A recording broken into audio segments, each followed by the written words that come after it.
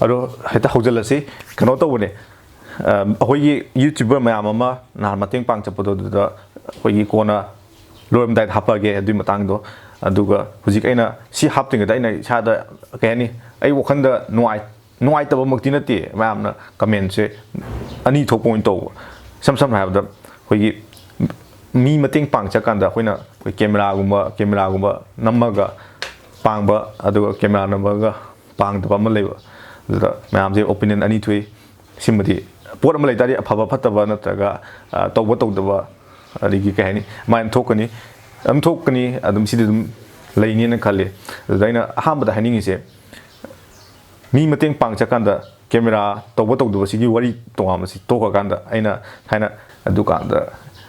debate kumba ma thingne debate sida moina toy debate se kamain togeda online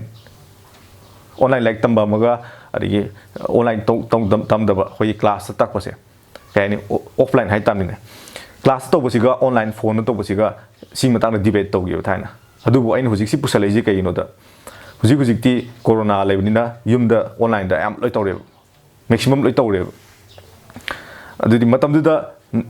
online da tambasu mai pon myam hierarchy adi offline to bosu pon myam hierarchy kana chumi chumde debate ni da mari yepegi competition ni da mari yepakana ne hai gi dune point logo aduda chumba kanana fast time du ni jang de do si online ga offline ga se hujikti online da to sin chum du ni natra haibdi coronavirus laibani na adudi thaina mari na gi do mai condition makha policy ni bai hani di kai gumba corona laiba condition gumba adigi sumba condition yum da di to dia da ba adung bai mong condition hai tare adung ma am du online sina kana reba du condition magi makha da ama angai online to dun sumdini condition mai makha offline to dun sumdini aduna koina opinion je both sided hai tare pot am lebegi aphaba phataba natraga yaning daba adugi condition myam am le haijani ade samna myam example amon haijarabda hoyi newton jina mai gravity hoi sem je tara kanda hoi prithvi natraga malem jina singjalla kanda sem je tare habi formula je sinara hoi myam rocket thabo adegi kana bayam lai gare maoda satellite thakat kokat pa dagi rocket kapat kokat pa myam je sinagre adubu newton sikatana chum have leitiba Einstein have Einstein gi mai gravity gi mong se gravitational force ka kai am lai gare science sang roi se duna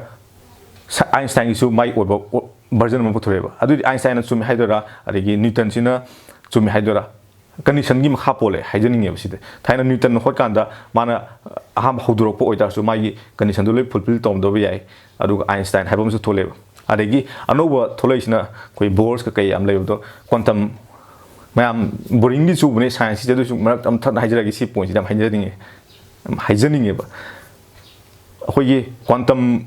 quantum haitari khoi atom manung jang buje khoi no hujik chanai ba sida leiba rules mayam Einstein kai am chanai buje hujiki quantum khoi gi electrons manung changchala kan atom ka kai manung le kan da khenai ba si sumu adu Einstein phanam ma je genius ni phawi ma dona ai mai gi apaw scientist ni da ma sina haiba se khoi gi quantum gi da sana da bsu yoy aina haijaning gi ꯑꯩꯈꯣꯏꯒꯤ ꯌꯥꯝ ꯊꯤꯅ IQ ꯋꯥꯡꯉꯕ ꯁꯥꯏꯟꯇꯤꯁꯅꯦ ꯍꯥꯏ ꯃꯌꯥꯝꯅ ꯃꯥꯒꯤ ꯋꯥꯈꯜꯂꯣꯟ ꯐꯖꯩ ꯑꯗꯒꯤ ꯃꯥꯅ ꯄꯨꯊꯣꯛꯑꯝꯕ ꯄꯣꯠ ꯃꯌꯥꯝ ꯁꯤꯡꯊꯥꯅꯔꯤꯕꯁꯦ ꯃꯣꯏꯕꯨꯛꯇ ꯅꯠꯇ꯭ꯔꯒ ꯅ꯭ꯌꯨꯇꯟ ꯍꯥꯏꯔꯣ ꯅ꯭ꯌꯨꯇꯟꯁꯦ ꯑꯄꯪꯕꯅꯤꯗꯤ ꯍꯥꯏ ꯌꯥꯔꯣꯏꯕ ꯑꯥꯏꯟꯁꯇꯥꯏꯟꯅ ꯆꯨꯝꯃꯦꯅ ꯍꯥꯏꯕꯗꯤ ꯅ꯭ꯌꯨꯇꯟꯁꯨ ꯃꯇꯝꯗꯨꯒꯤ ꯃꯥꯒꯤ ꯀꯟꯗꯤꯁꯟꯗꯣ ꯋꯥꯠꯄ ꯋꯥꯠꯇꯕ ꯃꯌꯥꯝ ꯑꯃ ꯂꯩꯔꯝꯕꯅꯤ ꯆꯞ ꯆꯥꯅ ꯁꯤꯗꯗꯤ ꯆꯪꯉꯔꯣꯏꯁꯦ ꯑꯗꯨꯗꯤ ꯀꯟꯗꯤꯁꯟꯗꯨ ꯃꯈꯥ ꯄꯣꯜꯂꯦ ꯍꯥꯏꯖꯅꯤꯡꯉꯦꯕ ꯑꯗꯨꯅ ꯁꯨꯃꯥꯏꯅ ꯇꯧꯗꯅ ꯑꯩ ꯍꯧꯖꯤꯛꯀꯤ ꯑꯩ ꯄꯣꯏꯟꯠꯇ ꯇꯥꯅꯤꯡꯉꯤꯁꯦ ꯑꯩꯈꯣꯏ ꯀꯦꯃꯦꯔꯥ ꯅꯝ ꯆꯠꯄꯁꯦ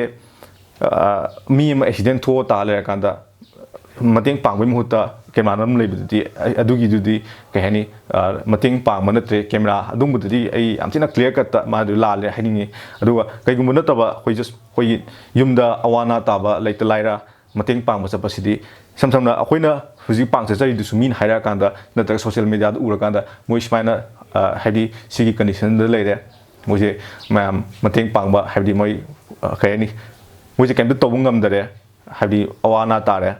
ꯑꯗꯨꯅ ꯃꯇꯦꯡ ꯄꯥꯡꯕꯒꯤ ꯍꯥꯏꯕꯗꯤ ꯑꯩꯈꯣꯏꯅ ꯎꯔꯀꯥꯟꯗ ꯆꯠꯇꯣꯏꯅꯦꯕ ꯑꯗꯒꯤ ꯄꯥꯎꯗꯨꯁꯨ ꯍꯥꯞꯄꯤ ꯔꯤꯄꯣꯔꯇꯔ ꯄꯥꯎ ꯅꯨꯡꯗꯨꯁꯨ ꯍꯥꯞꯄꯤ ꯑꯗꯨꯝꯕꯒꯤ ꯃꯆꯥꯗꯣ ꯑꯩꯈꯣꯏꯒꯤ ꯄꯣꯖꯤꯇꯤꯕ ꯑꯣꯏꯕ ꯃꯑꯣꯡꯗ ꯂꯧꯈꯠꯂꯒ ꯑꯩꯈꯣꯏꯅ ꯅꯍꯥꯟ ꯑꯍꯥꯟꯕ ꯆꯠꯄꯗ ꯌꯥꯎꯖꯗ꯭ꯔꯦ ꯑꯅꯤꯁꯨꯕꯗ ꯆꯠꯄꯗ ꯌꯥꯎꯏ ꯃꯇꯦꯡ ꯄꯥꯡꯕ ꯈꯣꯠꯄ ꯑꯗꯣ ꯚꯤꯗꯤꯑꯣꯗꯤ ꯑꯩ ꯀꯩꯁꯨ ꯃꯌꯥꯝ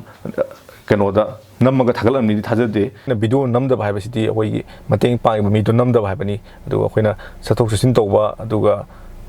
ꯉꯥꯛ ꯄꯣꯊꯥꯕꯒꯤ ꯆꯥ ꯅꯨꯡ ꯊꯛꯄꯗꯤ ꯑꯗꯨꯝ ꯅꯝꯃꯤꯀꯣ ꯑꯗꯨꯕꯨ ꯚꯤꯗꯤꯑꯣꯁꯦ ꯅꯝꯗꯕꯗꯤ ꯌꯥꯗꯦ ꯁꯨꯝꯕ ꯆꯠꯄ ꯈꯣꯠꯄꯁꯦ ꯗꯣꯀꯨꯃꯦꯟꯇꯦꯁꯟ ꯇꯧꯕꯒꯤ ꯃꯣꯏ ꯄ꯭ꯔꯨꯐ ꯄꯨꯊꯣꯛꯇ ꯌꯥꯗꯕꯒꯤ ꯑꯗꯨꯅ ꯏꯁꯥꯗ ꯄꯔꯁꯣꯅꯦꯜ ꯑꯣꯏꯅ ꯊꯝꯕꯒꯤ ꯃꯌꯥꯝꯅ ꯑꯩꯈꯣꯏꯅ ꯅꯝꯃꯤꯗꯨꯗ ꯎꯔꯝꯕ ꯑꯣꯏꯇꯥꯔꯗꯤ ꯀꯩꯅꯣ ꯚꯤꯗꯤꯑꯣꯗꯨ ꯑꯗꯨꯃꯥꯏꯅ ꯅꯝꯕ ꯈꯣꯠꯄ ꯚꯤꯗꯤꯑꯣ ꯊꯥꯒꯠꯀꯦꯅ ꯅꯝꯕ ꯅꯠꯇꯦ ꯗꯣꯀꯨꯃꯦꯟꯇꯦꯁꯟ ꯀꯩ ꯍꯥꯏꯅꯤ ꯗꯣꯀꯨꯃꯦꯟꯇꯦꯁꯟ ꯍꯥꯏ ꯁꯤ ꯈꯪꯅꯤꯡꯉꯗꯤ ꯑꯩꯉꯣꯟꯗ ꯍꯪꯕꯤꯔꯛꯑꯣ ꯍꯥꯏꯗꯤ ꯑꯩꯈꯣꯏꯅ ꯇꯧꯔꯤꯗꯣ ꯀꯃꯥꯏꯅ ꯇꯧꯔꯤꯅꯣ ꯈꯣꯠꯂꯤꯅꯣ ꯑꯗꯣ ꯁꯤ ꯇꯁꯦꯡꯅ ꯍꯥꯏ ꯇꯥꯔꯗꯤ ꯑꯩꯈꯣꯏ ꯄꯔꯁꯣꯅꯦल ꯑꯗꯒꯤ ꯀꯩ ꯃꯌꯥꯝ ꯑꯇꯣꯞꯄ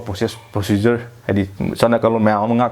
ꯉꯥꯛꯇ ꯌꯥꯗꯕꯒꯤ ꯆꯠꯄꯅꯤ ꯑꯗꯨꯅ ꯁꯨꯃꯥꯏꯅ ꯇꯧꯋꯤ ꯑꯗꯨꯅ ꯀꯦꯃꯦꯔꯥ ꯃꯤ ꯃꯇꯦꯡ ꯄꯥꯡꯉꯒ ꯀꯦꯃꯦꯔꯥ ꯍꯥꯏꯗꯤ ꯃꯤꯗꯨꯒꯤ ꯄꯕ꯭ꯂꯤꯁꯤꯇꯤ ꯁ꯭ꯇꯟ ꯍꯥꯏꯇꯥꯔꯦ ꯄꯕ꯭ꯂꯤꯁꯤꯇꯤ ꯚ꯭ꯌꯨꯁ ꯐꯪꯅꯕ ꯑꯗꯨꯝꯕ ꯑꯗꯨꯃꯥꯏꯅ ꯀꯩꯁꯨ ꯂꯩꯇꯦ ꯑꯗꯣ ꯑꯩꯈꯣꯏ ꯍꯧꯖꯤꯛ ꯑꯩꯅ ꯍꯥꯏꯖꯕꯗ ꯑꯩꯈꯣꯏꯅ ꯃꯤ 19 ꯁꯨꯏ ꯑꯩꯈꯣꯏ ꯒ꯭ꯔꯨꯞ ꯑꯃ ꯁꯦꯝꯖꯕꯅꯤ ꯁꯤꯗ ꯃꯣꯏꯅ ꯃꯌꯥꯝꯁꯨ ꯂꯣꯏ ꯏꯟꯚꯥꯏꯠ ꯇꯧꯏ ꯑꯗꯒꯤ ꯌꯥꯎꯅꯤꯡꯕ ꯃꯣꯏꯅ ꯑꯉꯝꯕ ꯃꯇꯦꯡ ꯃꯁꯥ ꯃꯁꯥꯒꯤ ꯑꯗꯨꯗꯤ ꯀꯩꯗ ꯂꯩꯇꯥꯔꯦ ꯆꯣꯏꯁ ꯍꯥꯏꯇꯥꯔꯦ ꯃꯁꯥ ꯃꯁꯥꯒꯤ ꯆꯣꯏꯁ ꯍꯥꯏꯇꯥꯔꯦ ꯑꯗꯨꯅ ꯃꯁꯥ ꯃꯁꯥꯒꯤ ꯆꯣꯏꯁꯇꯣ ꯍꯧꯖꯤꯛ ꯃꯣꯏ ꯑꯄꯥꯝꯕꯗꯣ ꯄꯤꯔꯛꯑꯀꯥꯟꯗ ꯄꯩꯁꯥ ꯌꯥꯝ ꯄꯤꯔꯛꯅꯤ ꯍꯥꯏꯕ ꯂꯩꯇꯦ ꯂꯥꯛ ꯑꯃ ꯄꯥꯡꯅꯤ ꯍꯥꯏꯕ ꯅꯠꯇꯦ 500 ꯄꯥꯡꯉꯁꯨ ꯀꯩꯁꯨ ꯀꯥꯏꯗꯦ ꯃꯣꯏꯅ ꯑꯄꯥꯝꯕ ꯉꯝꯕꯗꯣ ꯑꯗ ꯃꯣꯏꯅ ꯆꯠꯄ ꯌꯥꯎꯕ ꯉꯝꯗꯕ ꯈꯨꯗꯣꯡꯆꯥꯗꯕ ꯑꯣꯏꯇꯥꯔꯁꯨ ꯃꯌꯥꯝ ꯑꯗꯨꯝ ꯆꯠꯂꯤ ꯑꯗꯨꯃꯥꯏꯅ ꯇꯧꯗꯅ ꯁꯤꯁꯦ ꯀ꯭ꯔꯦꯗꯤꯠ ꯄꯤꯕ ꯑꯣꯏꯅ ꯑꯗꯨꯒ ꯃꯔꯛꯊꯠꯅ ꯑꯩ ꯃꯃꯥꯡꯒꯤ ꯚꯤꯗꯤꯑꯣꯗꯁꯨ ꯑꯩꯅ ꯀꯩꯅꯣ ꯑꯃ ꯍꯥꯞꯈꯤꯕꯅꯤ ꯏꯁꯩ ꯑꯃ ꯍꯥꯞꯈꯤꯕꯅꯤ ꯏꯁꯩꯗꯨꯅ ꯑꯩꯈꯣꯏꯒꯤ ꯑꯕꯣꯏ ꯅꯤꯡꯊꯧꯆꯥꯒꯤ ꯐꯖꯔꯕ ꯏꯁꯩꯗꯨ ꯀꯚꯔ ꯇꯧꯔꯛꯄꯗꯁꯨ ꯑꯩꯅ ꯐꯖꯩꯅ ꯑꯩꯅ ꯏꯗꯤꯠ ꯈꯤꯇꯪ ꯑꯩ ꯁꯥꯎꯟꯗꯨꯗ ꯈꯤꯇꯪ ꯁꯦꯝꯗꯣꯛ ꯁꯦꯝꯖꯤन ꯇꯧꯔꯒ ꯑꯩꯅ ꯑꯃꯨꯛ ꯍꯥꯞꯄꯅꯤ ꯑꯗꯨꯒ ꯑꯩꯈꯣꯏꯒꯤ ꯑꯦꯖꯦꯔꯥꯁꯤꯅ ꯀꯚꯔ ꯇꯧꯕꯅꯤ ꯃꯥꯏ ꯁꯥꯎꯟꯗꯣ ꯑꯩꯅ खितंग ओंथों ओंजिन तौरगा मु हापजबनी मैम सी ताताना कोई ना चमिनौबदु मैम साइगे इन हाइजबा कोई Manipur quiz sorry Manipur YouTuber quiz हाइदो सी क्याम खंगबो योबिगे नहान चलबदा कोई मतेंग पांगपदो सुम क्रेडिट पिनिंग बगी सी वीडियो सेमजबनी मैम तो येंबिबो दुगे सेसे कनो तौरगे हुजिगी से एजरास की तो हापचलके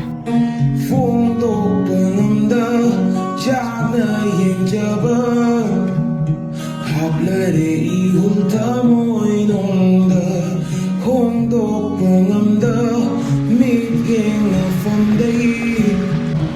Ikaw number one kayani Koy na pai bijegla Ikaw lang badaling singbiro Karigumba taja